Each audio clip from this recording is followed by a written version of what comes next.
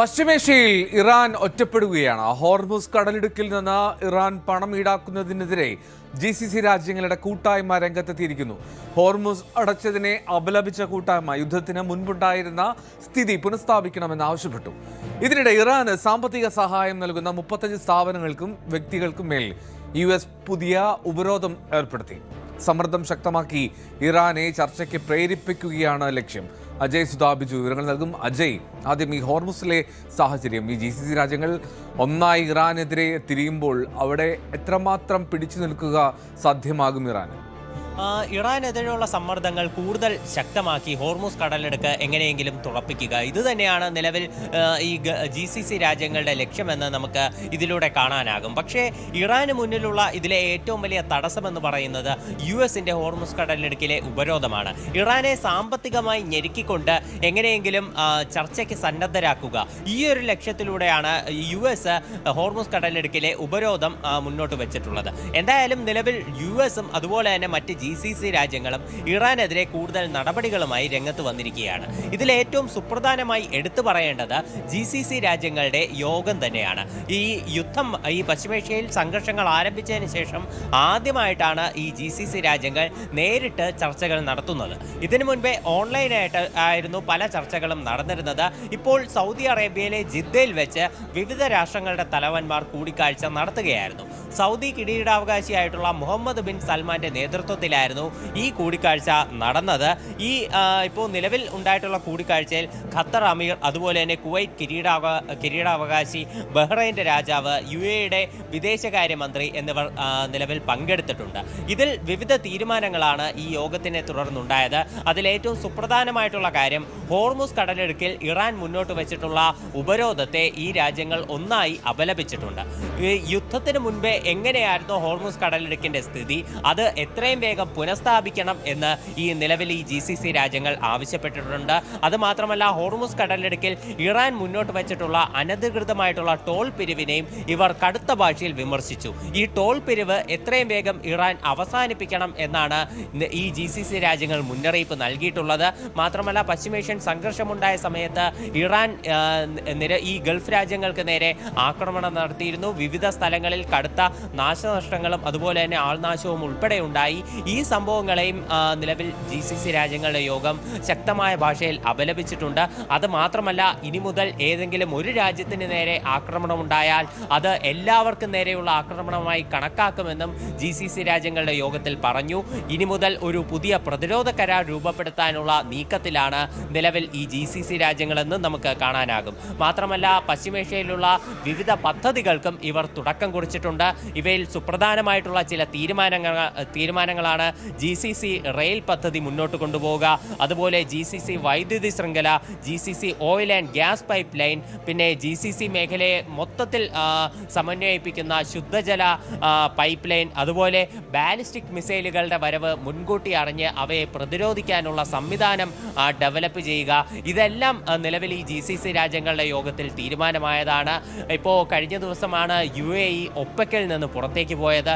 ഇപ്പോൾ അതിനുശേഷം ഗൾഫ് രാജ്യങ്ങൾക്കിടയിൽ ഒരു അഭിപ്രായ ഭിന്നത രൂപപ്പെട്ടോ എന്നുള്ള രീതിയിലുള്ള ചർച്ചകളെല്ലാം നടക്കുന്നുണ്ടായിരുന്നു. എന്നാൽ ഇപ്പോൾ ഈ എല്ലാ GCC രാജ്യങ്ങളും ഒന്നിച്ചു ചേർന്ന് എടുത്തിട്ടുള്ള ഈ തീരുമാനങ്ങൾ അത് തീർച്ചയായിട്ടും ഇറാനെതിരെയുള്ള ശക്തമായിട്ടുള്ള തിരിച്ചടിയാണ്. പക്ഷേ ഈ യോഗത്തിൽ ഒമാൻ പങ്കെടുത്തിട്ടില്ല എന്നതും നിർണായകമായിട്ടുള്ള കാര്യമാണ്. എൽദോ, ഒപ്പം തന്നെ ഈ ഇതിനിടയിൽ ചില നീക്കങ്ങൾ പാകിസ്ഥാന്റെ ഭാഗത്തുനിന്നും ഉണ്ടായിരുന്നല്ലോ.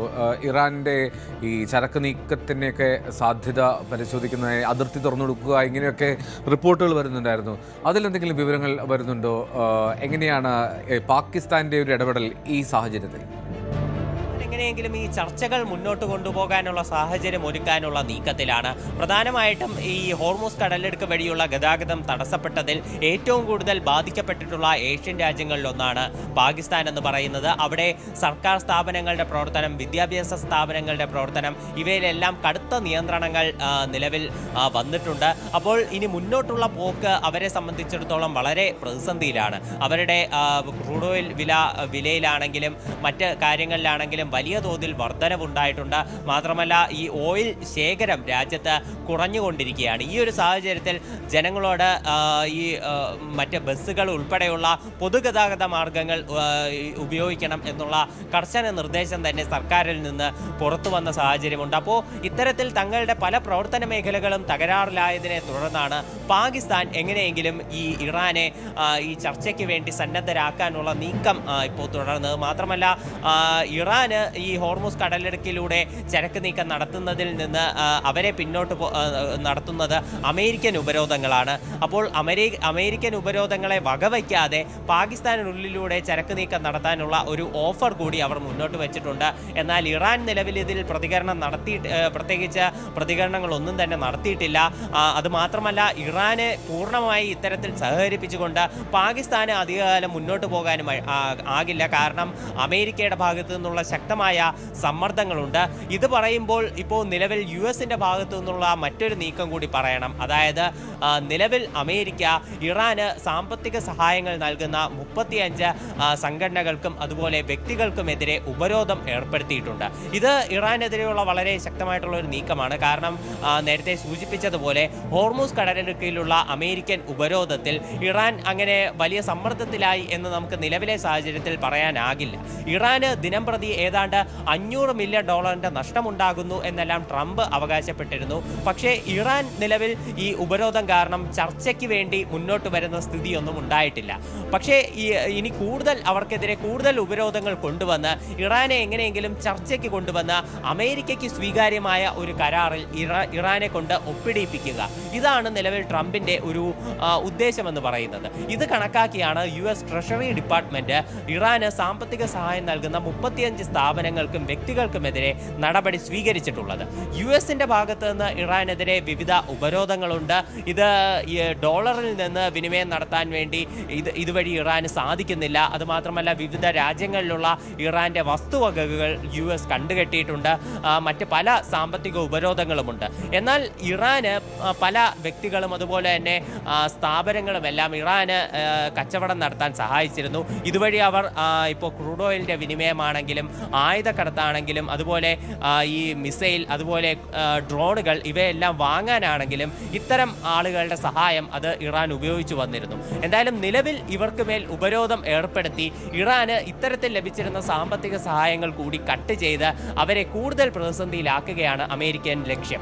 അപ്പോൾ ഹോർമുസ് കടലിടുക്കിലെ ഉപരോധവും ഇത്തരത്തിൽ മറ്റ് ഇറാന് സാമ്പത്തിക സഹായം നൽകുന്ന മറ്റ് സ്രോതസ്സുകൾക്ക് നേരെയുള്ള ഉപരോധവും കൂടിയാകുമ്പോൾ അവർ വല്ലാതെ സാമ്പത്തികമായി ഞെരുങ്ങുമെന്നും ഉടൻ തന്നെ ഒരു ചർച്ചയ്ക്ക് തയ്യാറാകുമെന്നുമാണ് US-ന്റെ നിഗമനമെന്ന് പറയുന്നത്. ഇത് ലക്ഷ്യമിട്ടാണ് തീർച്ചയായിട്ടും ട്രഷറി ഡിപ്പാർട്ട്മെന്റ് ഇത്തരമൊരു തീരുമാനം കൈക്കൊണ്ടിട്ടുള്ളത്. ഇതിൽ ഇറാന്റെ പ്രതികരണമൊന്നും നിലവിൽ വന്നിട്ടില്ല. എന്തായാലും ഇറാൻ കഴിഞ്ഞ ദിവസമാണ് US-ന് മുന്നിൽ ഒരു 3 നിർദ്ദേശങ്ങൾ സമർപ്പിച്ചത്. ഈ നിർദ്ദേശങ്ങൾ ഇപ്പോഴും US ചർച്ച ചെയ്തുകൊണ്ടിരിക്കുകയാണ്. ട്രംപിന്റെ നേതൃത്വത്തിൽ US-ന്റെ സെക്യൂരിറ്റി കൗൺസിലാണ് ഇത്തരത്തിൽ ഈ കാര്യങ്ങൾ ചർച്ച ചെയ്യുന്നത്. എന്നാൽ ട്രംപ് ഇറാന്റെ നിർദ്ദേശങ്ങളിൽ ഔദ്യോഗികമായിട്ടുള്ള ഒരു പ്രതികരണമൊന്നും നടത്തിയിട്ടില്ല. ട്രംപിന് ഇതിലുള്ള പല നിർദ്ദേശങ്ങളോടും അതൃപ്തിയുണ്ട് എന്നാണ് വൈറ്റ് ഹൗസിലുള്ള പല വൃത്തങ്ങളും റിപ്പോർട്ട് ചെയ്യുന്നത്. ശരി അജയ്, എന്നാലും പശ്ചിമേഷ്യയിൽ ഇറാൻ ഒറ്റപ്പെടുന്ന സാഹചര്യമാണെന്നാണ് അജയ് വിവരങ്ങൾ നൽകുന്നത്. കൂടുതൽ വാർത്തകൾക്ക് News 18 Keralam YouTube channel subscribe ചെയ്യുക.